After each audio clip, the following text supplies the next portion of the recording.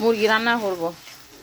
গরম মশলা ভেজে দিলাম পেঁয়াজ দিয়ে, আদা রসুন কাঁচামরিচ বাটা, শুকনো মরিচ হলুদ ধনিয়ার গুঁড়া জিরের গুঁড়ো লবণ দিয়ে মশলা ভুনে নিয়ে মুরগি ধুয়ে তারপর মুরগি লেবু দিয়ে মুরগি মাছ ধুলে পারে ওর খাইতে একটা টেস্ট হয়, নাহলে মাছের রান্নার আস্তে আস্তে গন্ধ হয়, মুরগির একটা ভিতরে একটা কেমন গন্ধ আছে, লেবু দিয়ে না ধুলে পারে গন্ধ যায় না। আমরা সবসময় 10 মিনিট ভিজায় রাখি।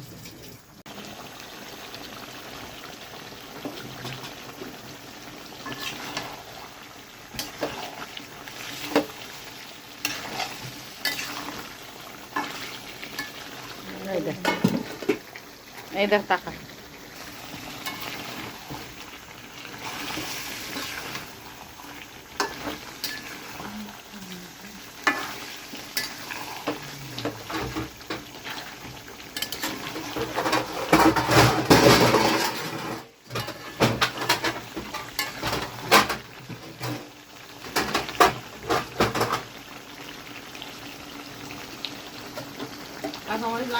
না, কাঁচামরিচ বাটা দিয়েছি পেঁয়াজের সঙ্গে।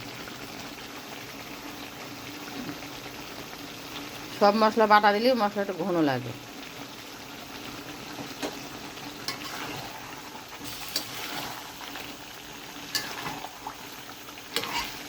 আজকে মশলাটা অনেক সময় ভুনা হয়েছে। মুরগিটা আজকে টেস্ট হবে ভালো, দেখতে বোঝা যাচ্ছে সেই কালার।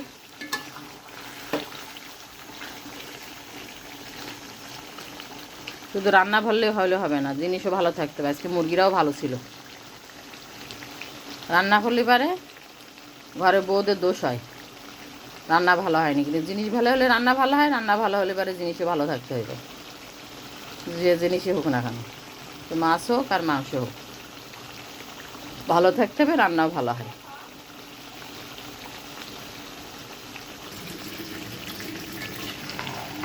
আউ দিলাম, আউ নতুন আউ দিয়ে মুরগি রান্না, নতুন আউ দিয়ে দিলাম। এই যে নতুন আলু,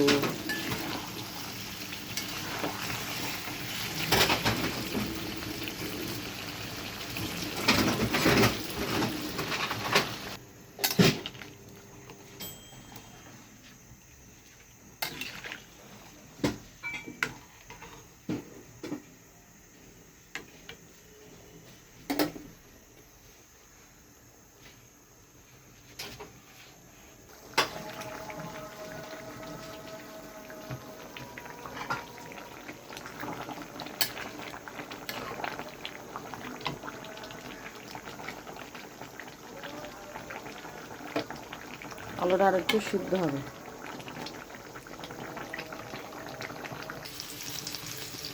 এই পেঁয়াজ ভাজি করবো, পেঁয়াজ ভাজি করে মুরগির ভিতরে দিয়ে দেবো।